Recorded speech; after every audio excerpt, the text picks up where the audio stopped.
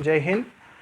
आज हम electricity first का थर्ड लेक्चर पढ़ेंगे, जिसमें इलेक्ट्रिक लाइन ऑफ फोर्स, विद्युत बल रेखाएं, टॉर्क, बल आघूर्ण, उसके कारण किया गया कार्य, वर्क डन, फिर स्थितिज ऊर्जा, इलेक्ट्रोस्टैटिक पोटेंशियल, एनर्जी, इसके बाद इलेक्ट्रिक फ्लक्स, विद्युत अभिवाह और गॉस का सूत्र और उसके कुछ संख्यात्मक प्रश्न, न्यूमेरिकल्स हमको देखना है। तो हम स्टार्ट कर रहे हैं। इलेक्ट्रिक लाइन ऑफ फोर्स, विद्युत बल रेखाएं। समझ लें विद्युत बल रेखाएं क्या है। यदि किसी विद्युत क्षेत्र में, किसी इलेक्ट्रिक फील्ड में किसी टेस्ट चार्ज को रख दिया जाए, परीक्षण आवेश को विद्युत क्षेत्र में रख दिया जाए और परीक्षण आवेश गति करने के लिए स्वतंत्र हो, वो परीक्षण आवेश यदि इंडिपेंडेंट हो मोशन के लिए, तो जिस रास्ते से परीक्षण आवेश आगे बढ़ता है उसी रास्ते को हम बोलते हैं विद्युत बल रेखाएं। तो जो टेस्ट चार्ज है जिस पाथ से जाता है उसी पाथ को हम बोलते हैं इलेक्ट्रिक लाइन ऑफ फोर्स। अब चार्ज दो टाइप के हैं, एक पॉजिटिव चार्ज, एक है नेगेटिव चार्ज। तो पॉजिटिव चार्ज के कारण, ध्यान से देख ले, इससे रिलेटेड बड़े क्वेश्चंस आते हैं आपके पीएटी में। पॉजिटिव चार्ज के कारण इलेक्ट्रिक लाइन ऑफ फोर्स बाहर की ओर जाती है, बाहर की ओर। और यदि नेगेटिव चार्ज है तो नेगेटिव चार्ज के कारण इलेक्ट्रिक लाइन ऑफ फोर्स अंदर की ओर आती है। यानी ये दो एक दूसरे से अपोजिट टाइप की इलेक्ट्रिक लाइन ऑफ फोर्स विद्युत बल रेखाएं हैं। पॉजिटिव चार्ज के कारण किधर जाएगी? बाहर की ओर। और नेगेटिव चार्ज के कारण आएगी अंदर की ओर। तो ये इलेक्ट्रिक लाइन ऑफ फोर्स विद्युत बल रेखाएं होती है। यानी किसी विद्युत क्षेत्र में, इलेक्ट्रिक फील्ड में किसी चार्ज को रख दिया जाए तो चार्ज जो रास्ता बनाता है उसी रास्ते को हम विद्युत बल रेखाएं कहते हैं। अब इनकी मेन प्रॉपर्टी जिनसे संबंधित हमसे क्वेश्चन पूछे जाते हैं, क्या मुख्य विशेषता है वो देख लें। सबसे पहला, start from positive charge and and to negative charge. ये हमेशा धनात्मक आवेश से, ये मान ले पॉजिटिव चार्ज, ये मान ले नेगेटिव चार्ज, तो हमेशा पॉजिटिव चार्ज से स्टार्ट होगी और नेगेटिव चार्ज की ओर एंड होगी। यानी धनात्मक आवेश से प्रारंभ होगी और ऋणात्मक आवेश की ओर जाती है। तो इस प्रकार से विद्युत बल रेखाएं बनती है। पॉजिटिव चार्ज से जाएगी, नेगेटिव चार्ज की ओर आएगी। इस टाइप से इलेक्ट्रिक लाइन ऑफ फोर्स बनेगी पॉजिटिव चार्ज के कारण बाहर की ओर और नेगेटिव चार्ज के कारण ये होगी अंदर की ओर। यदि दोनों चार्ज सेम है, एक आपने लिया है प्लस क्यू और एक लिया है माइनस क्यू, तो जितनी लाइन प्लस क्यू से निकलती है उतनी ही लाइन माइनस क्यू पे आती है, टोटल हो जाती है ज़ीरो। एक्चुअल में प्लस क्यू माइनस क्यू ये डाइपोल के कारण है, ये है डाइपोल के कारण। डाइपोल हम इसको बोलते हैं द्विध्रुव, विद्युत द्विध्रुव। तो विद्युत द्विध्रुव के कारण आने वाली और जाने वाली बराबर होती है, टोटल हो जाती है ज़ीरो। ये प्लस क्यू चार्ज के कारण, ये माइनस क्यू चार्ज के कारण और ये डाइपोल के कारण। कहाँ से प्रारंभ होती है? धनात्मक आवेश से। और कहाँ पर ख़त्म होती है? ऋणात्मक आवेश से। तो ये कोई बंद लूप नहीं बनाती है, ये खुला लूप बनाती है। बंद लूप कैसा होता है?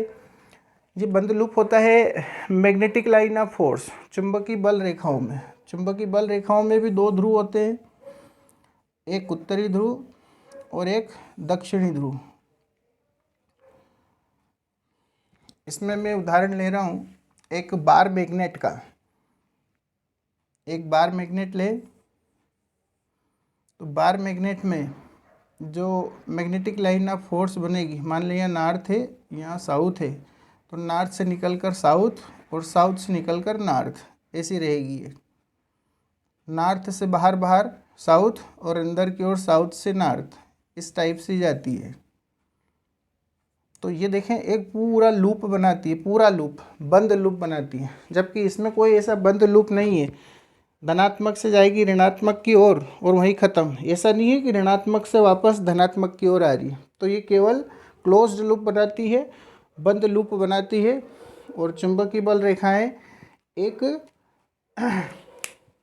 सॉरी ये एक खुला लूप बनाती है। ये बंद लूप, चुंबकीय बल रेखाएं बंद लूप नहीं बनाती है। विद्युत बल रेखाएं बंद लूप नहीं बनाती है, जबकि चुंबकीय बल रेखाएं बंद लूप बनाती है। Electric line of force do not form closed loop, ये क्लोज्ड लूप नहीं बनाती है। और magnetic line of force closed loop बनाती है। बड़े इंपॉर्टेंट पॉइंट है ये। इसके बाद अगली इसकी प्रॉपर्टी देखें। दे show the direction of electric field, ये विद्युत बल रेखाओं की दिशाएं बताती है। आपको जैसे बतलाया था कि इसमें यूनिफॉर्म और नॉन यूनिफॉर्म इलेक्ट्रिक फील्ड होती है। समांतर रेखाएं जो हैं, पैरेलल लाइन, वो बतलाती है, क्या बतलाती है? यूनिफॉर्म इलेक्ट्रिक फील्ड, एक समान विद्युत क्षेत्र बताती है। पैरेलल लाइंस, जिधर से लाइन स्टार्ट होती है उधर हम धन आवेश मानते हैं, यानी इस तरफ होगा पॉजिटिव चार्ज और इस तरफ होगा नेगेटिव चार्ज। तो ये इलेक्ट्रिक लाइन ऑफ फोर्स विद्युत बल रेखाएं विद्युत क्षेत्र की दिशा भी बतलाती है। यदि एरो लगा है, तीर का चिन्ह लगा है, तो धनात्मक से ऋणात्मक की ओर, पॉजिटिव से नेगेटिव की ओर ये ट्रेवल करती है। अगला है they show the direction of electric field, ये हो चुका है। They always emerge out perpendicular to the surface, जिस भी सतह से ये निकलती है उस सतह के हमेशा लंबवत होगी। किसी भी सरफेस से निकलेगी तो ये हमेशा परपेंडिकुलर होगी। जैसे बोर्ड से निकल रही है तो बोर्ड के परपेंडिकुलर होगी, लंबवत होगी। They do not exist in conductor, ये किसी कंडक्टर के अंदर नहीं होती है, ये किसी चालक के अंदर उपस्थित नहीं होगी, यानी चालक के अंदर विद्युत बल रेखाएं शून्य होगी, जीरो होगी।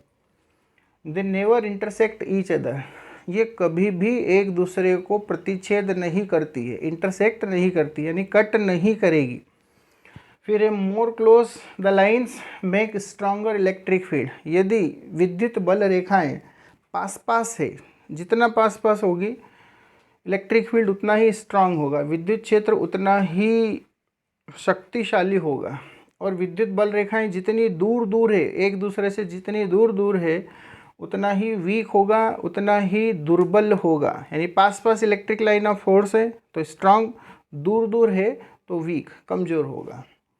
फिर है they travel high potential to low potential, ये उच्च विभव से निम्न विभव की ओर जाती है। विभव जिसको हम बोलते हैं वोल्टेज, यानी हाई वोल्टेज से लो वोल्टेज, उच्च विभव से निम्न विभव की ओर ये गति करती है। तो ये इनकी मुख्य विशेषताएं हैं, इनसे संबंधित हमसे प्रश्न पूछे जाते हैं। तो मैं एक प्रश्न बतला रहा हूँ कि किस प्रकार से पूछा जा सकता है।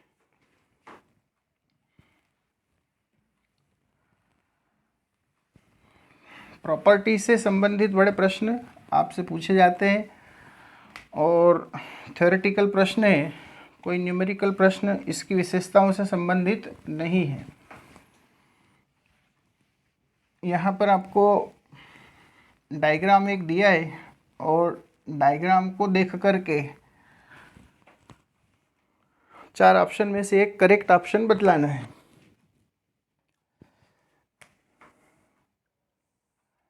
ये इलेक्ट्रिक फील्ड की डायरेक्शन, मान लें ये इलेक्ट्रिक फील्ड की डायरेक्शन है। इसमें कोई 3 अलग अलग पॉइंट हैं, एक है ए, एक है बी और एक है सी। ए बी सी, ये 3 अलग अलग आपको पॉइंट दिए हैं और तीनों पॉइंट में आपको कंपेयर करना है, विद्युत क्षेत्र की तीव्रता को तुलना करना है। कंपेयर द फॉलोइंग्स,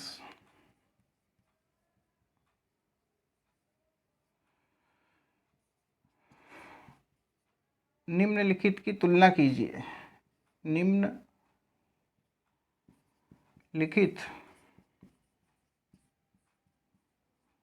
की तुलना कीजिए। तुलना कीजिए का अर्थ ये है कि करेक्ट जो भी है वो आपको बतलाना है। पहला दिया है E A equal to E B equal to E C, A B E A greater than E B less than E C,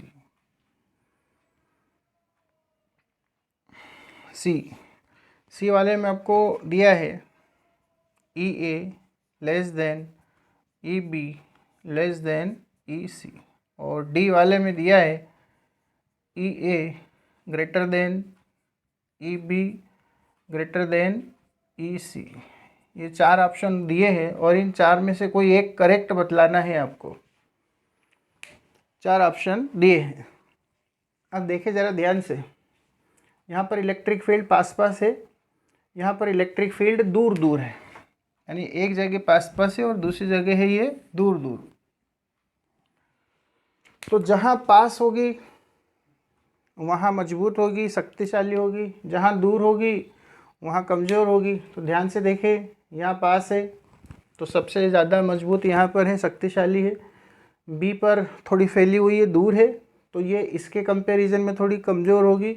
सी और ज़्यादा दूर है, दोनों रेखाओं के बीच की दूरी और दूर है, तो यहाँ पर सबसे कमज़ोर होगी। यानी सबसे जो मजबूत है, सबसे शक्तिशाली होगी ए, उससे कम होगी बी, उससे कम होगी सी।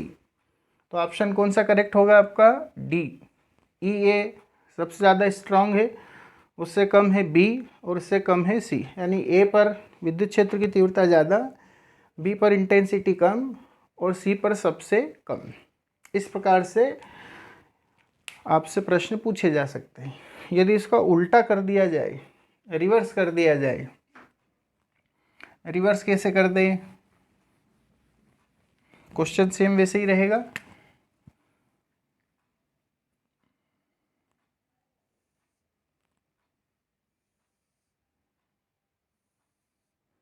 इस प्रकार यदि दिया है, यहाँ पॉइंट दिया है ए, यहाँ दिया है बी और यहाँ दिया है सी, ये तीन पॉइंट आपको दिए हैं, ए बी और सी। सेम ऑप्शन है कि निम्नलिखित की तुलना कीजिए, कंपेयर कीजिए, यानी सबसे करेक्ट जो है वो ऑप्शन अब आपको बतलाना है। देखें ए से, देखें यहाँ पर डिस्टेंस ज़्यादा है, दूरी ज़्यादा है, यहाँ पर और दूरी कम है, यहाँ पर दूरी सबसे कम है। तो जहाँ डिस्टेंस दोनों लाइन के बीच की ज़्यादा है वहाँ इलेक्ट्रिक फील्ड है वीक, कमज़ोर। यहाँ थोड़ी कम डिस्टेंस है तो इसके कंपैरिजन में ये थोड़ी है स्ट्रांग, यहाँ पर सबसे कम है। तो यहाँ पर इन दोनों की कंपेयर में, तुलना में, यहाँ पर इलेक्ट्रिक फील्ड, विद्युत क्षेत्र की तीव्रता सबसे अधिक होगी। तो देखिए कौन सा ऑप्शन इसमें करेक्ट है। ई ए सबसे कम, सबसे कम, इससे ज़्यादा बी पर, और सबसे स्ट्रांग कहाँ पर है? सी पर। यानी सी पर सबसे ज़्यादा, बी पर सबसे कम, बी पर कम और सबसे कम किस पर है? ए पर। यानी यहाँ पर इस कंडीशन में देखा जाए तो विद्युत क्षेत्र की तीव्रताओं के लिए सही उत्तर होगा ई ए सबसे कम। सबसे कम कहाँ पर है? ए। उससे थोड़ा ज़्यादा कहाँ पर है? E B. और सबसे ज़्यादा कहाँ पर है? ई सी। यदि उल्टे तरफ से देखें तो ये बढ़ते क्रम में है, असेंडिंग आर्डर में, और लेफ्ट से राइट यदि देखें तो ये है डिसेंडिंग, डिक्रीजिंग आर्डर में है, घटते क्रम में।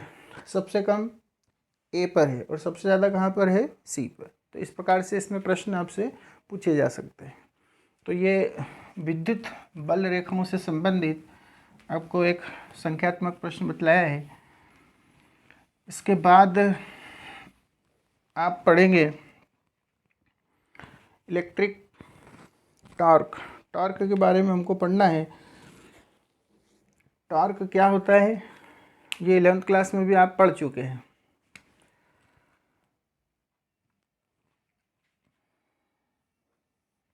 हेडिंग है टॉर्क, हिंदी में बोलते हैं बल आघूर्ण। बल आघूर्ण पहले इसका डायग्राम देख ले। किसी डाइपोल को, किसी विद्युत द्विध्रुव को यदि एक समान विद्युतीय क्षेत्र में रखा जाए, एक समान यूनिफॉर्म इलेक्ट्रिक फील्ड के अंदर रख दिया जाए, मान लीजिए ये इलेक्ट्रिक डाइपोल है, एक प्लस क्यू है और दूसरा है माइनस क्यू। ये एक समान विद्युत क्षेत्र जिनको समांतर रेखाओं से दर्शाया है, ये जनरली चलती है प्लस से माइनस की ओर। यहाँ मान लें धन आवेश है प्लस क्यू और यहाँ मान लें ऋण आवेश है माइनस क्यू। इस इलेक्ट्रिक फील्ड के कारण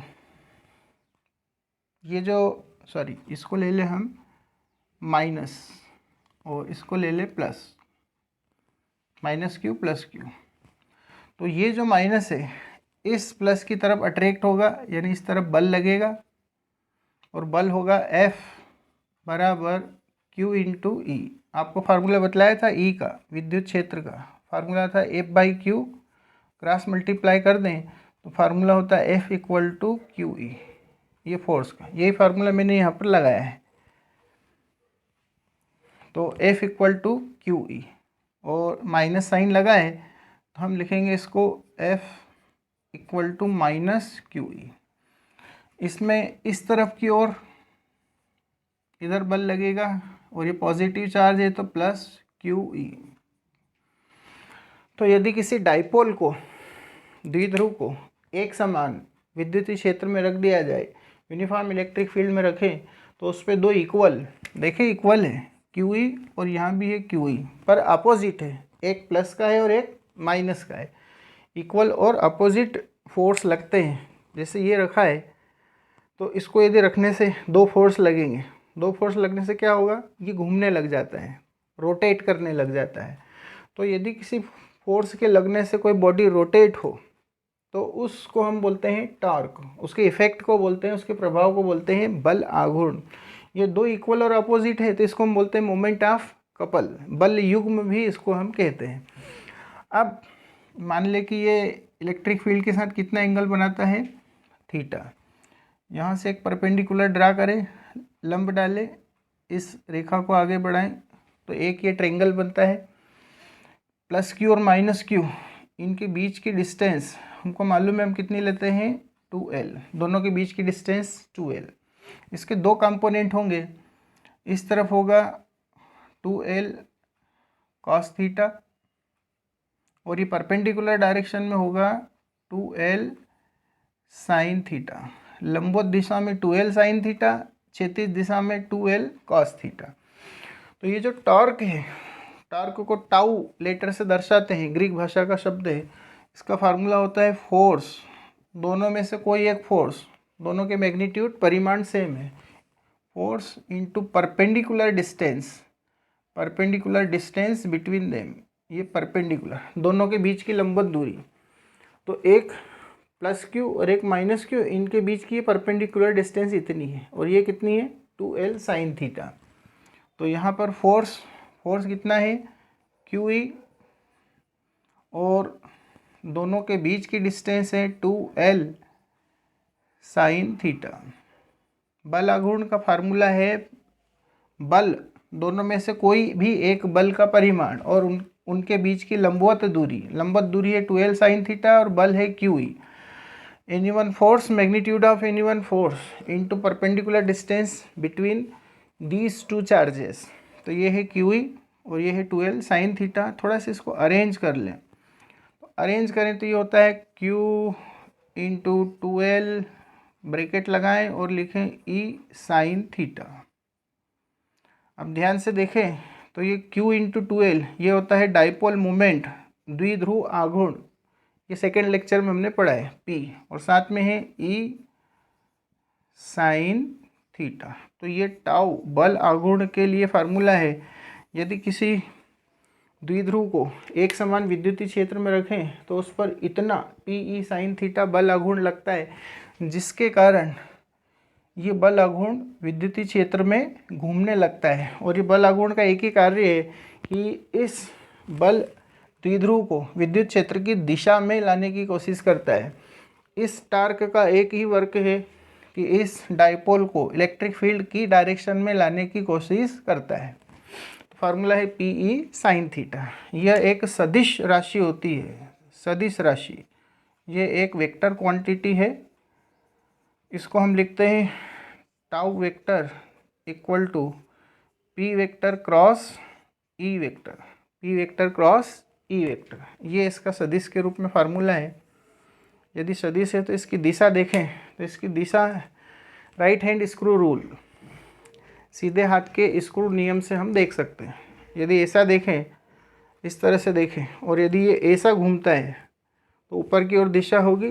नीचा देखें, यदि इस तरह से घूम रहा है तो टार्क की डायरेक्शन, बल आघूर्ण की दिशा नीचे की ओर होगी, यानी ऊपर की ओर या नीचे की ओर। जिस फील्ड में, जिस प्लेन में, जिस तल में P और E है, इन दोनों के लंबवत, लंबवत मतलब परपेंडिकुलर टाउ की डायरेक्शन होती है। तो ये इसका सूत्र है। इसके SI यूनिट, SI यूनिट यदि देखी जाए तो SI यूनिट P की SI यूनिट और E की SI यूनिट।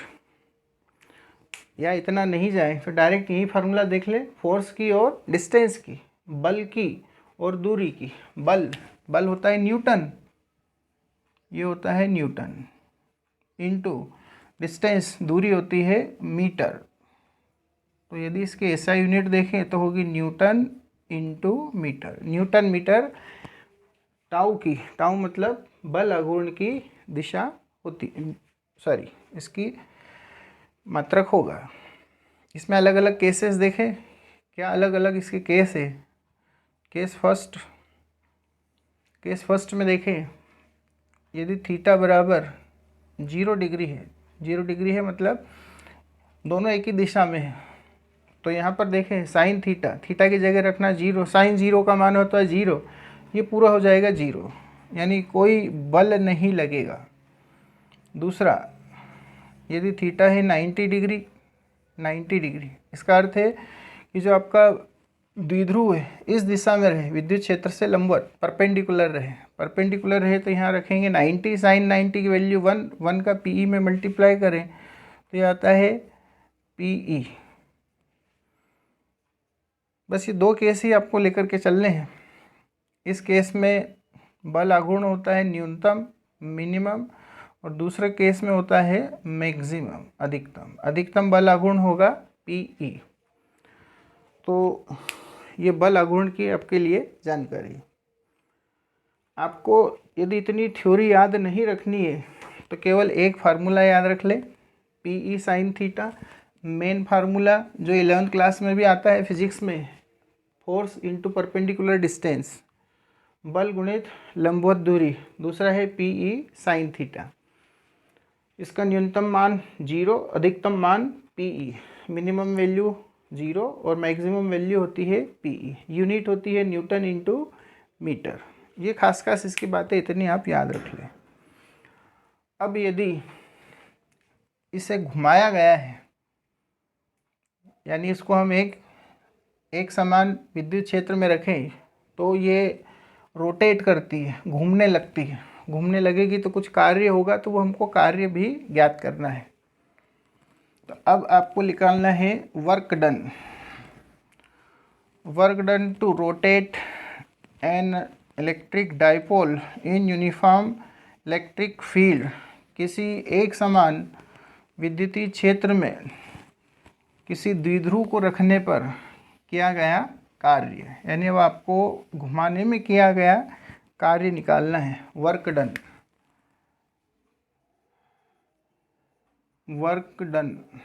कार्य, वर्क डन अब आपको निकालना है। तो जब हम वर्क डन निकालते हैं तो वर्क डन के लिए फार्मूला होता है PE bracket cos θ1 minus cos θ2, ये इसका फार्मूला होता है। इसे घुमाया गया तो डायग्राम को इस तरह से देखें इसका, ये विद्युत क्षेत्र की दिशा है और यहाँ पर डाइपोल है। पहले कोण बना है θ1 और पहले θ1 पे ये रखा था और अब इसको θ1 की बजाय हमने इसको θ2 कोण से घुमाया, यानी अब ये इसकी अंतिम स्थिति है, फाइनल पोजीशन।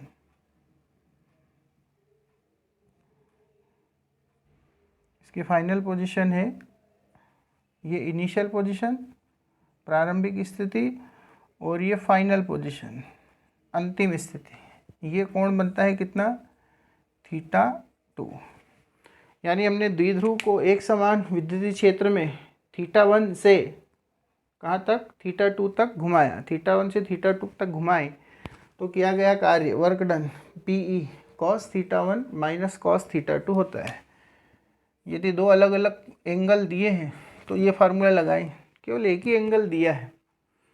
अब मान लें कि इसमें θ1 है 0 डिग्री और θ2 है θ 0 डिग्री। 0 डिग्री का अर्थ ये है कि इन दोनों के बीच का एंगल हो ही नहीं, एंगल ही नहीं हो। एंगल नहीं हो मतलब दोनों की डायरेक्शन हो सेम, एक ही डायरेक्शन में हो, यानी द्विध्रुव और विद्युत क्षेत्र की दिशा एक समान हो तो हम लेते हैं 0 डिग्री θ1। इलेक्ट्रिक फील्ड की डायरेक्शन और डायपोल की डायरेक्शन सेम हो तो एंगल लेते हैं 0 डिग्री। यानी इलेक्ट्रिक फील्ड की डायरेक्शन से किसी पर्टिकुलर थीटा एंगल तक घुमाने में किया गया कार्य। तो W इक्वल टू, देखें यहाँ पर रख दे θ1 की जगह 0, cos 0 की वैल्यू होती है 1, यहाँ θ2 की जगह रखें θ, तो होगा 1 माइनस cos θ। तो फार्मूला हो जाएगा PE 1 माइनस cos θ। ये सेकेंड फार्मूला होगा। ये तब लगाएंगे जब इलेक्ट्रिक फील्ड की डायरेक्शन से किसी डाइपोल को दिए गए एंगल पर रोटेट करना हो। ये फार्मूला तब लगाना है जब हम विद्युत क्षेत्र की दिशा से किसी द्विध्रुव को दिए गए कोण पर घुमाते हैं। इसके दो केस देख लें। केस फर्स्ट, यदि θ हो 0 डिग्री, यहाँ 0 रखेंगे, cos 0 की वैल्यू 1, 1 माइनस 1 0, तो वर्क डन होगा 0। यानी विद्युत क्षेत्र की दिशा में ऑलरेडी है तो कोई घुमाने में किया गया कार्य नहीं होगा। दूसरा, θ रखें 90 डिग्री, cos 90 होता है 0, तो बचेगा केवल आपका PE, W equal to PE। Third condition, θ यदि हो 180 डिग्री, 180 डिग्री, यानी जिधर इलेक्ट्रिक फील्ड है उसकी अपोजिट डायरेक्शन में, ये अपोजिट डायरेक्शन, ये परपेंडिकुलर, सेम डायरेक्शन, समान दिशा, लंबवत दिशा और विपरीत दिशा। तो W इक्वल टू cos 180 होता है -1, -1 में माइनस करें तो +1, 1 + 1 2, 2 का करें तो 2PE। तो इस कंडीशन में वर्क होगा मैक्सिमम और पहली कंडीशन में होगा मिनिमम। ये याद रखना है आपको। 180 में सबसे ज़्यादा कार्य करना होगा, 0 डिग्री में सबसे कम कार्य करना होगा। और इसकी यूनिट, इन वर्क की यूनिट होती है जूल। ये ऐसा यूनिट है जूल, शार्ट में हम J से भी इसको दर्शाते हैं। तो इतनी इसकी अवस्थाएं हैं। अब यदि इसको घुमाया है तो घुमाने में कार्य किया है, कार्य है तो इसमें स्थितिज ऊर्जा भी होती है, पोटेंशियल एनर्जी भी होती है। तो पोटेंशियल एनर्जी भी हमको देखना है कि कितनी पोटेंशियल एनर्जी होगी। अब यदि किसी द्विध्रुव को एक समान विद्युतीय क्षेत्र में रखा जाए तो उस पर बल लागू लगता है, जिसके कारण उस पर कार्य W होता है और उसी के कारण स्थितिज ऊर्जा द्विध्रुव में संग्रहित होती है। तो स्थितिज ऊर्जा के लिए यदि हम निकालें, हम बोलते हैं इलेक्ट्रोस्टैटिक पोटेंशियल एनर्जी। स्थिर विद्युत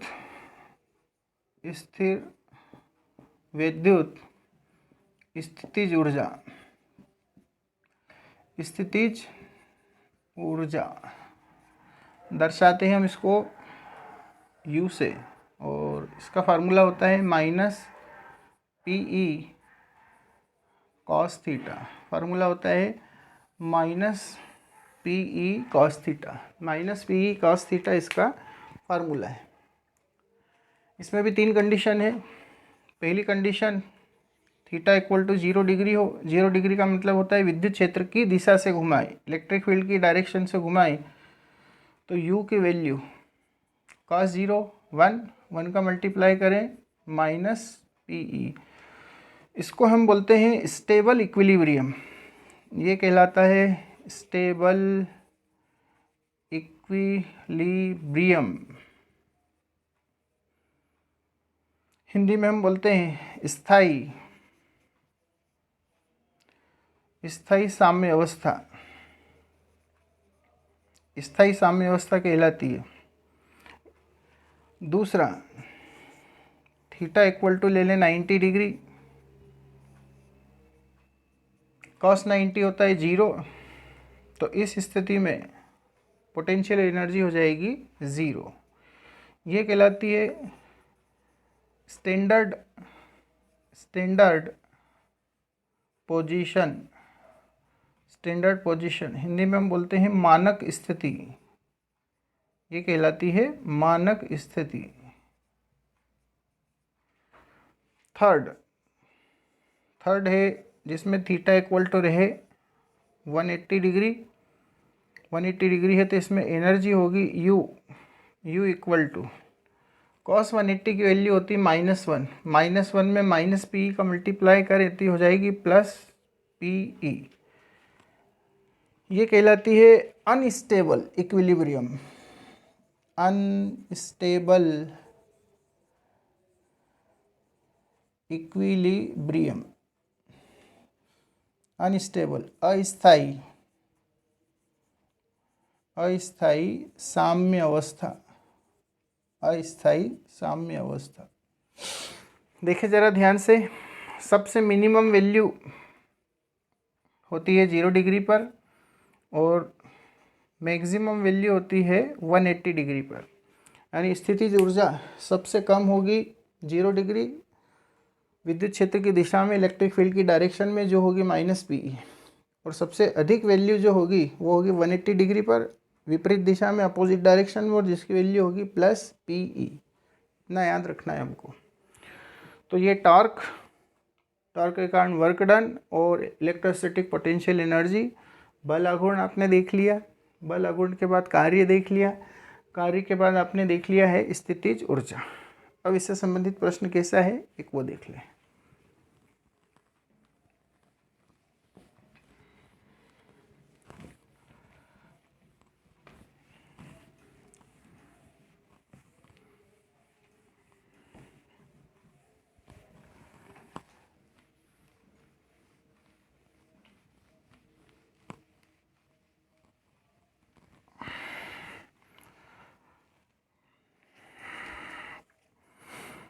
क्वेश्चन देखें, two equal and opposite charges of 2.5 microcoulomb are kept at 2 centimetre.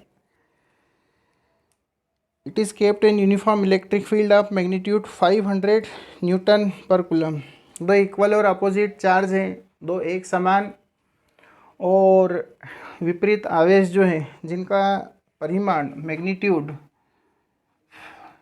Q की वैल्यू आपको दी है ±2.5 माइक्रो कूलम, यानी होता है 2.5 into 10⁻⁻6 coulomb.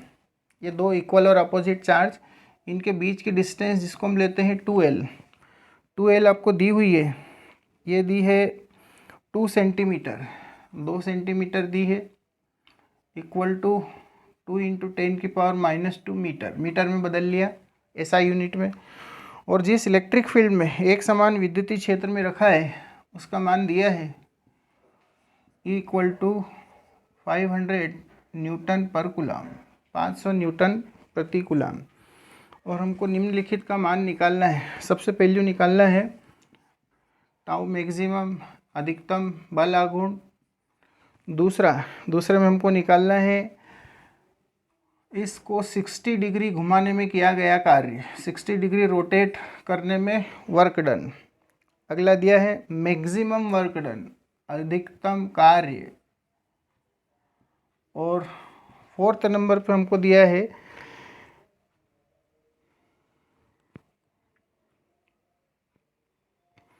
Maximum potential energy.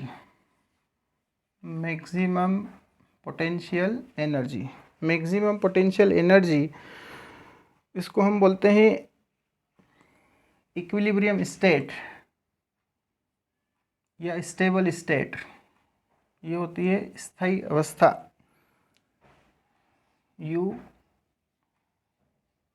Stable equilibrium. अब देखें इनके फार्मूले।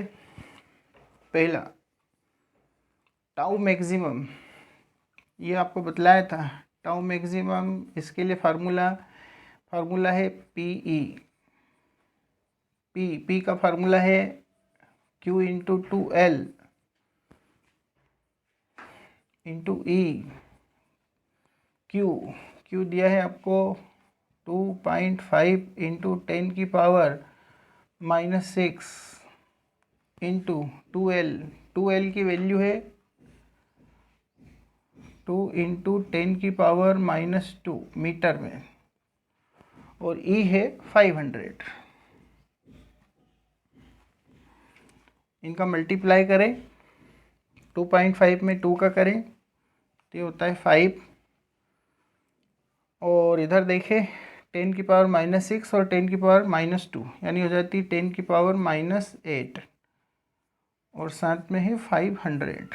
तो ये P की वैल्यू है, ये वैल्यू है P की। और अब इनका गुणा करके हल करें तो 5 में 5 का करें 25, 2 0 वैसे ही इंटू 10 की पावर -8। इसको अरेंज करके लिखें। हम जनरली डेसिमल पहले डिजिट के बाद लेते हैं, यानी ऐसा लेना है 2.5 यहाँ पर। तो डिजिट गिन लें, 1 2 3 डिजिट है तो उधर +3 कर दें। +3 करेंगे तो 10 की पावर हो जाएगी -5, और ये है बल आघूर्ण, तो फार्मूला इसका है न्यूटन मीटर।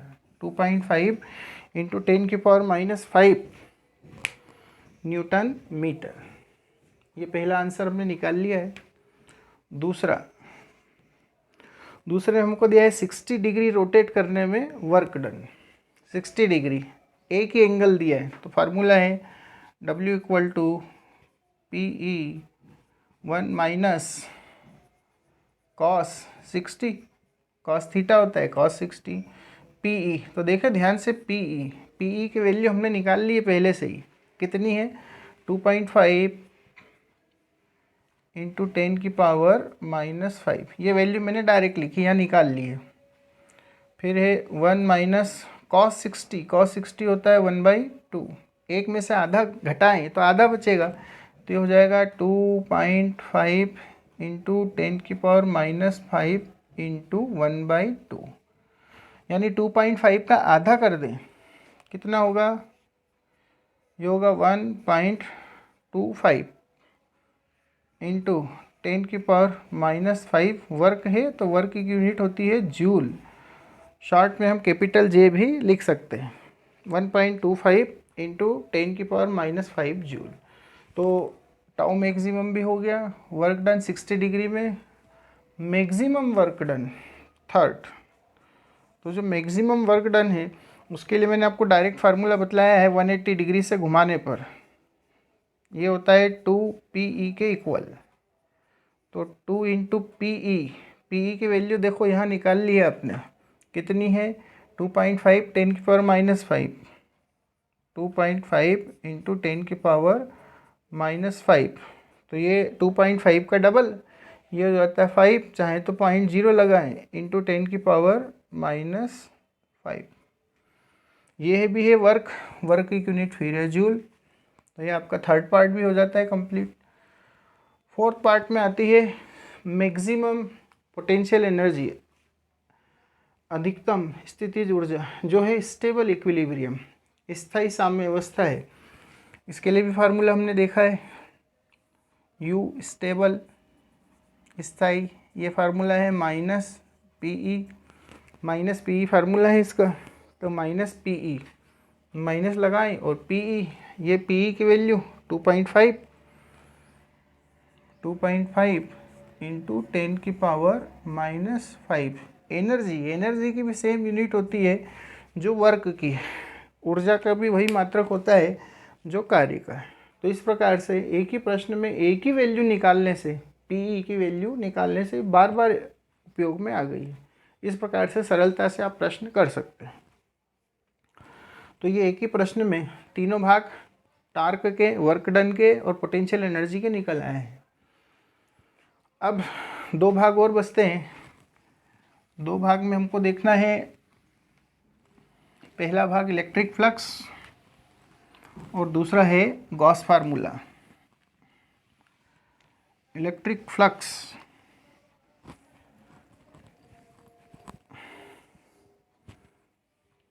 बड़े महत्वपूर्ण भाग है, इम्पोर्टेंट पार्ट है। Electric flux, electric flux Hindi में हम बोलते हैं विद्युत फ्लक्स या फिर विद्युत अभिवाह। विद्युत अभिवाह दर्शाते हैं फाई ई से, फाई ई से दर्शाते हैं। इसका कंसेप्ट समझ ले। ये भी इलेक्ट्रिक लाइन ऑफ फोर्स से ही संबंधित है। मान ले कोई एक क्लोज्ड सरफेस है, बंद सतह है, यहाँ पर हमने रखा है प्लस क्यू चार्ज, एक चार्ज रखा है इस पॉइंट पर प्लस क्यू। इसके कारण सभी दिशाओं में, सभी डायरेक्शन में इलेक्ट्रिक लाइन ऑफ फोर्स निकलेगी। हम एक छोटा सा एरिया ले लेते हैं, छोटा सा एरिया इतना सा, और यहाँ से ये इलेक्ट्रिक फील्ड की डायरेक्शन, यहाँ से ये है विद्युत क्षेत्र की दिशा, और इसके परपेंडिकुलर लें तो ये है डी ए वेक्टर। छोटा सा एक क्षेत्रफल लिया है डी ए। तब जो इलेक्ट्रिक फ्लक्स निकालते हैं फाई ई, वो होता है ई ए कॉस थीटा। ये कोई एक सतह है जिसका क्षेत्रफल है ए, एरिया है ए। प्लस क्यू चार्ज के कारण इसमें सभी दिशाओं में, हर डायरेक्शन में इलेक्ट्रिक लाइन ऑफ फोर्स, विद्युत बल रेखाएं बाहर की ओर निकलेगी। हमको इस पूरे क्षेत्रफल से जितनी इलेक्ट्रिक लाइन ऑफ फोर्स निकलती है उनका मेजरमेंट करना होता है, उसी को हम बोलते हैं फाई ई। तो किसी क्लोज सरफेस से परपेंडिकुलर जितनी भी इलेक्ट्रिक लाइन ऑफ फोर्स बाहर की ओर निकलती हो या अंदर की ओर आती हो, उन सभी का मेजरमेंट कहलाता है इलेक्ट्रिक फ्लक्स। किसी बंद सरफेस से, किसी बंद सतह से बाहर निकलने वाली या अंदर आने वाली विद्युत बल रेखाओं का मापन कहलाता है विद्युत अभिवाह, और फार्मूला होता है phi E equal to E A cos theta. E क्या है? विद्युत क्षेत्र की तीव्रता, intensity of electric field. A इस सरफेस का एरिया, सतह का क्षेत्रफल। थीटा ई वेक्टर, ये जो विद्युत क्षेत्र की तीव्रता है, और इस सरफेस के जो परपेंडिकुलर हमने लिया है, सतह के लंबवत क्षेत्रफल का सदिश, ये इन दोनों के बीच का एंगल। ये इतना कोण है, ये कोण है थीटा। ये हमेशा थीटा याद रखना है। थीटा क्या है? एंगल बिटवीन किस किस के बीच का है? E vector and A vector, इन दोनों के बीच का कोण। थीटा ई वेक्टर, ई सदिश एवं ए सदिश के बीच का कोण है। यदि वेरिएबल इलेक्ट्रिक फील्ड है, परिवर्ती विद्युत क्षेत्र है, तो फार्मूला होता है phi E equal to integration E vector dot d A vector. इसको हम थोड़ा ऐसा भी लिख सकते हैं, E vector dot A vector, dot product होता है ये। इसकी यूनिट देखें, SI unit, SI unit, SI unit हम देखें तो ऐसा यूनिट एक होती है, पहली होती है वोल्ट इंटू मीटर, पहली यूनिट वोल्ट इंटू मीटर। दूसरी यूनिट देखें तो ई और ए का मल्टीप्लाई है, ई होता है न्यूटन, नीचे आता है न्यूटन पर कूलाम और ऊपर है एरिया, तो ये हो जाता है मीटर स्क्वायर, या फिर आप लिख सकते हैं न्यूटन मीटर स्क्वायर कूलाम की पावर -1। तो इसके ये दो यूनिट है, volt into metre, newton metre square coulomb की पावर -1। तो किसी बंद सतह के लंबवत निकलने वाली विद्युत बल रेखाओं के मापन को हम बोलते हैं विद्युत अभिवाह। किसी क्लोज सरफेस के परपेंडिकुलर निकलने वाली इलेक्ट्रिक लाइन ऑफ फोर्स का मेजरमेंट कहलाता है इलेक्ट्रिक फ्लक्स। अब इसका एक प्रश्न देख ले, इससे संबंधित प्रश्न किस प्रकार से आएगा।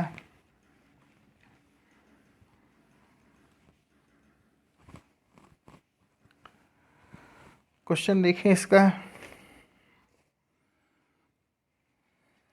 कोई एक गोलाकार वस्तु दी गई है जिसकी त्रिज्या है r, एक स्फेरिकल ऑब्जेक्ट है, स्फेरिकल, जिसकी रेडियस हमको दी गई है। इसको हमने एक यूनिफॉर्म इलेक्ट्रिक फील्ड के अंदर रखा है, इसे हमने एक समान विद्युतीय क्षेत्र में रखा है।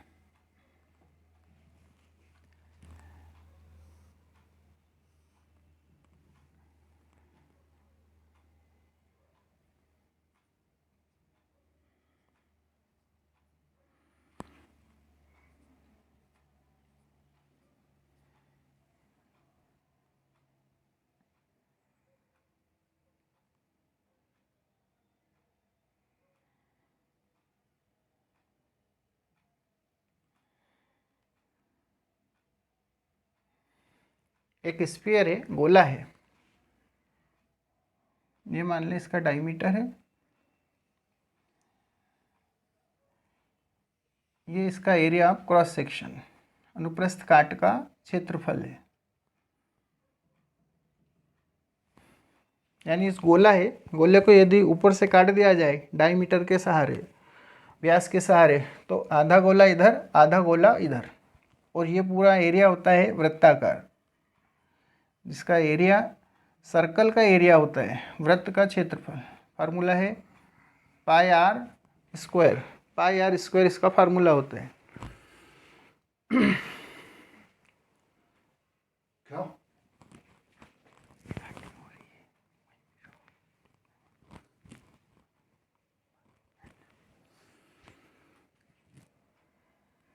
पाई आर स्क्वायर इसका फार्मूला है। और विद्युत क्षेत्र की तीव्रता है E। तो हमको क्या क्या ज्ञात करना है, find the following. Number 1 phi inside, दूसरा फाई आउटसाइड, तीसरा फाई टोटल। तो देखें किस प्रकार से ज्ञात करना है हमको। नंबर 1 है फाई इनसाइड, ये जो अंदर की ओर बल रेखाएं जाती है ये कितनी है, ये हमको देखना है। तो ये जो अंदर की ओर बल रेखाएं जाती है ये इतने वृत्ताकार भाग पर टकराती है, इतने सर्कुलर सरफेस पे टकराती है। तो हमारा फार्मूला क्या है, ई ए कॉस थीटा, ये हमारा फार्मूला है। तो इसके परपेंडिकुलर हमको वेक्टर देखना है, तो इसके परपेंडिकुलर वेक्टर की डायरेक्शन ऐसी होगी, ये ए, ई की डायरेक्शन उधर है, ए की डायरेक्शन इधर है, दोनों के बीच का एंगल यहाँ कितना होगा 180 डिग्री, अपोजिट है। इस वृत्ताकार सर्कुलर पार्ट पर परपेंडिकुलर इधर होगा, लंबवत इधर होगा, और इलेक्ट्रिक फील्ड की डायरेक्शन उधर है, तो दोनों अपोजिट है, विपरीत ओर है तो 180 डिग्री। तो फार्मूला हमको लिखना है ई ए कॉस 180 cos 180 की वैल्यू होती -1, तो ये हो जाएगा -EA। यानी अंदर की ओर जो जाएगी इलेक्ट्रिक लाइन ऑफ फोर्स हमेशा कैसी होगी, नेगेटिव। और वैल्यू रखें तो -E इंटू ए है πr²। ये पहला आंसर आपका। यदि आर की वैल्यू दी हो तो आप कैलकुलेट कर सकते हैं ई के साथ। ये पहला पार्ट। दूसरे पार्ट में आपको निकालना है फाई आउटसाइड, यानी बाहर की ओर जाने वाला फ्लक्स।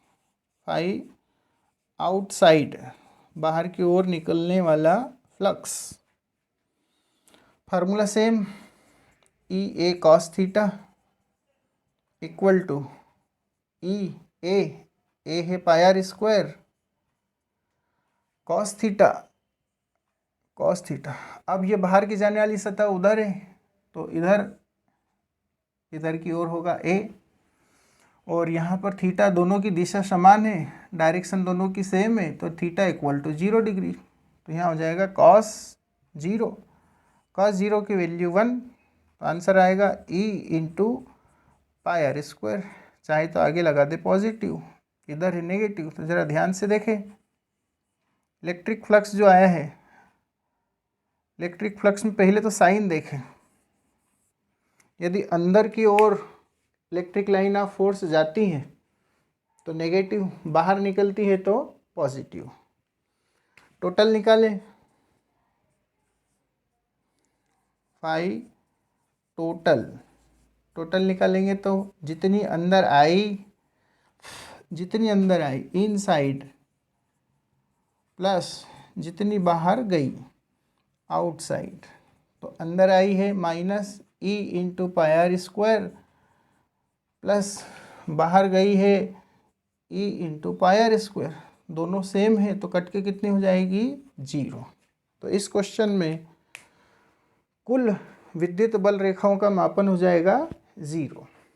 हमको हमेशा ए की डायरेक्शन कैसी लेनी है, अनुप्रस्थ काट के क्षेत्रफल को लेना है, जो कि उसके परपेंडिकुलर होना चाहिए। तो इस प्रकार से इसका एक प्रश्न आपने देख लिया है।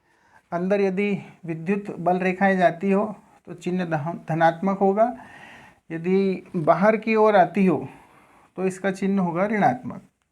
यदि इनसाइड इलेक्ट्रिक फील्ड जाती है तो वो होगी नेगेटिव, और यदि आउटसाइड जाती है तो वो हो जाएगी पॉजिटिव। एरिया का विशेष ध्यान रखना है, ए और ई के बीच का एंगल हमको विशेष कर ध्यान देना है। अब इसके बाद आता है गॉस का प्रमेय, गॉस थ्योरम। तो गॉस का प्रमेय भी, उसकी सहायता से भी हम विद्युत बल रेखाओं का मापन कर सकते हैं, और विद्युत क्षेत्र की तीव्रताएं भी उससे हम ज्ञात कर सकते हैं। Gauss formula,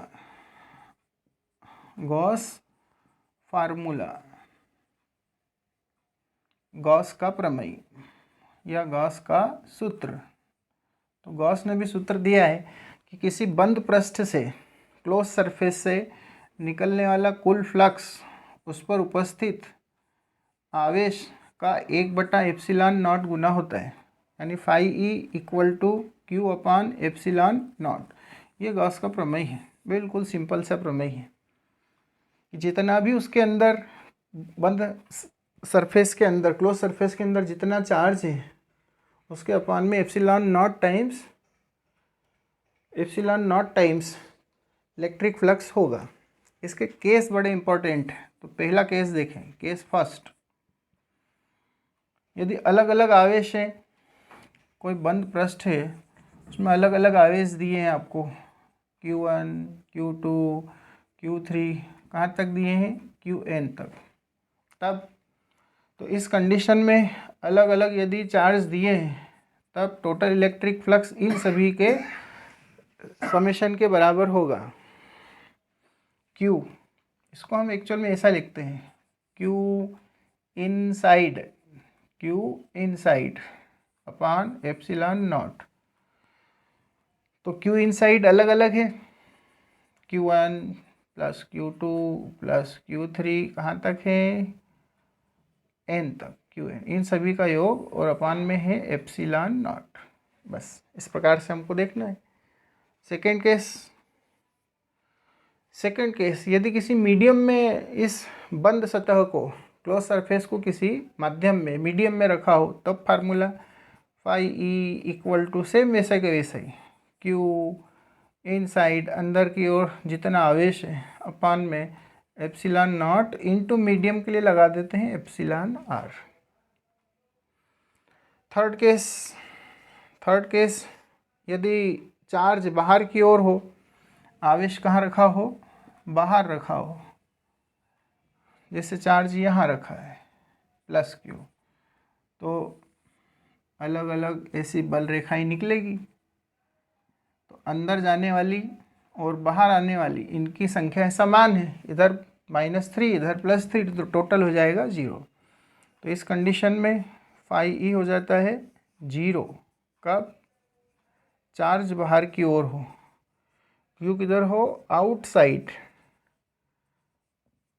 outside the closed surface. यदि आवेश बंद सतह के बाहर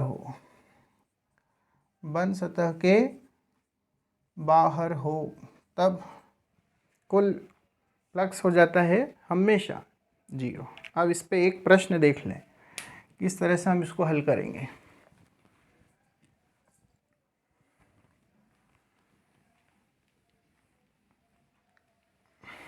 गॉस प्रमेय, इलेक्ट्रिक फ्लक्स, इससे संबंधित बड़े प्रश्न आपके एग्ज़ाम में आए हुए हैं, तो जितनी प्रैक्टिस कर लें उतना अच्छा है।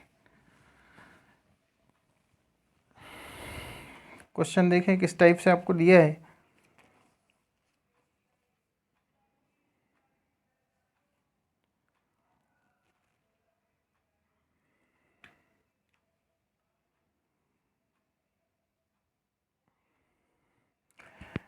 एक गोलाकार सतह आपको दी हुई है, गोलाकार सतह, मान ले एक गोलाकार सतह दी है,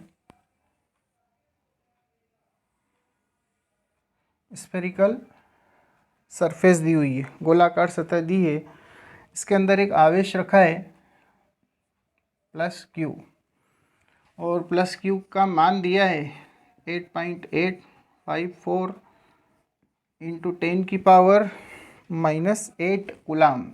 ये q की वैल्यू दी हुई है।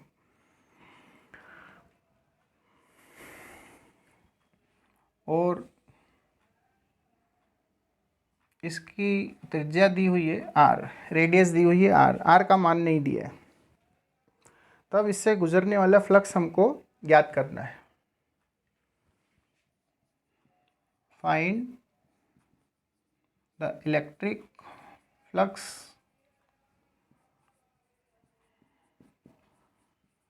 पासिंग थ्रू स्फीयर, गोले से गुजरने वाला, गोले से गुजरने वाला फ्लक्स ज्ञात कीजिए। फ्लक्स ज्ञात कीजिए, कितना फ्लक्स इस गोले से बाहर निकलता है। चार्ज कितना रखा है, +q, रेडियस त्रिज्या है इसकी r। सिंपल सा फार्मूला है, phi E equal to q upon epsilon naught. q आपको दिया हुआ है 8.85 इंटू 10⁻⁻8 कूलाम। एप्सिलॉन नॉट, अब एप्सिलॉन नॉट का मान आपको अच्छे से याद रखना है। इसका मान होता है 8.85 इंटू 10⁻⁻12। ये दोनों हो जाते हैं कैंसल, ये जाएगा -12 ऊपर, तो ये हो जाएगा +12, जिसको आप लिखेंगे 1 इंटू 10 की पावर, ये है माइनस की ऊपर जाके प्लस, तो 12 में से 8 माइनस करें तो ये आ जाएगा 4, ये आ जाएगा 4। तो ये हो जाएगा 1 इंटू 10 की पावर 4, 1 इंटू 10 की पावर 4, और इसकी यूनिट न्यूटन मीटर स्क्वायर पर कूलम है ये इलेक्ट्रिक फ्लक्स। तो इलेक्ट्रिक फ्लक्स की यूनिट न्यूटन मीटर स्क्वायर पर कूलम, या फिर आप वोल्ट इंटू मीटर भी लिख सकते हैं, वोल्ट इंटू मीटर। तो ये इसका आंसर होगा। अब कई बार क्वेश्चन में थोड़ा सा घुमा देते हैं। मान लीजिए कि पहला पार्ट है, सेकेंड पार्ट में यदि आपको लिख दिया इफ़ r इज़ डबल्ड, इसका अर्थ है कि यदि त्रिज्या को दुगना कर दिया जाए, r को दुगना कर दिया जाए तब फाई की वैल्यू आपको निकालनी। तो ध्यान से इस सूत्र को देखें, गॉस के सूत्र को। फाई डिपेंड करता है क्यू पर, एप्सिलॉन नॉट है कांस्टेंट, तो क्यू पर डिपेंड करता है आवेश पर, और आवेश को नहीं बदला है, केवल त्रिज्या को बदला है। त्रिज्या को बदलने से कोई अंतर नहीं होगा। तो आपको लिखना है does not depend on r, यह त्रिज्या पर निर्भर नहीं